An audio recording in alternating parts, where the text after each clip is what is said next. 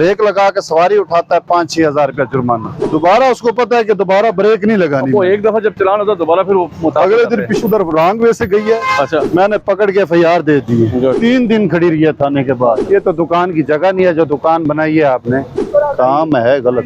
दोबारा हमने आपको बताना नहीं है, दोबारा हमने FIR देनी है। बस मैं आप इधर से नहीं जाते बगैर FIR के, फिर FIR दे दूंगा, नहीं छोड़ूंगा। उठाओ, ये सारा उठा के पीछे रख दो। अगर आप हमें खराब करेंगे तो हम फिर देखो ना FIR दे देंगे। ये ले जाए इसको बच्चे, पीछे ले जाओ और फुटपाथ से पीछे लगाओ यार, ये रोड है, रोड ना बंद करो। ये बाहर नहीं लेके आना, इधर आ जाएं। तो लोग आपके काम से बहुत खुश हैं, मुतमईन हैं। जब से आप आए हैं यहाँ पे पीर भाई पर ट्रैफिक के और दुकानदारों ने अपना सामान अपने हदूद पे ले गए हैं बहुत ज़्यादा।